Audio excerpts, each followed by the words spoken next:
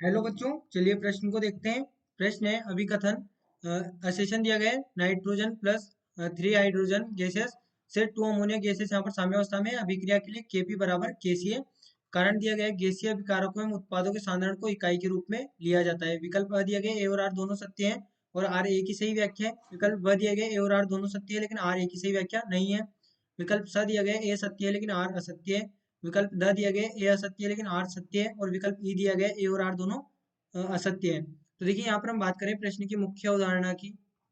मुख्य अवधारणा तो समझे, यहाँ पर हमारे पास में जो केपी होता है, केपी बराबर होता है आर टी इंटू, यहाँ पर ये होगा केपी बराबर के सी इंटू आर टी की पावर डेल्टा एन जी।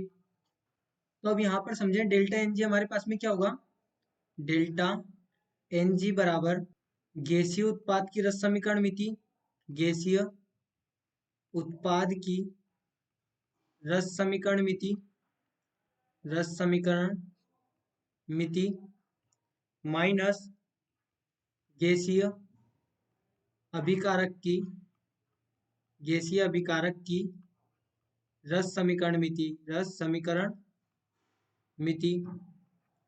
तो अब देखिए यहाँ पर समझें, हमारे पास में क्या है कि जो अमोनिया दिया गया है 2 अमोनिया और यहाँ पर क्या दिया गया है 3 हाइड्रोजन और यहाँ पर है 1 नाइट्रोजन। तो हम इनकी रस समीकरण मिति की बात करेंगे तो डेल्टा एन जी हम किस प्रकार से निकालेंगे, डेल्टा एन जी गैसीय उत्पाद की रस समीकरण मिति कितनी है 2 और अभिकारक की कितनी है तो 3 और 1 4 यानी कि -4, यानी कि हो गया हमारे पास में -2। डेल्टा एन जी कितना आया -2, यानी कि केपी हमारे पास में क्या होगा, केपी बराबर के सी इंटू आर टी की पावर -2।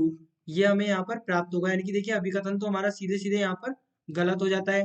वहीं पर अगला देखिए, कारण गैसीय अभिकारकों एवं उत्पादों के साधारण को इकाई के रूप में लिया जाता है।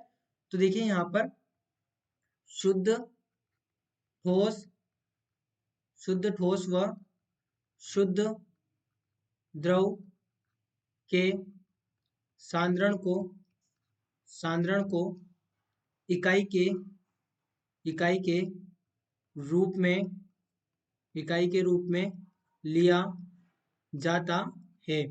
यानी कि गैसीय अभिकारक को तो हम सांद्रण लिखेंगे तभी तो हम यहाँ पर उनके लिए केपीआई कैसे लिख पाएंगे। तो ये हमारे पास में ये भी कथन गलत हो गया। तो हमारे पास में यहाँ पर विकल्प ई सही होगा, ए और आर दोनों असत्य हैं। तो बच्चों आशा करते हैं आपको प्रश्न समझ आया होगा। धन्यवाद।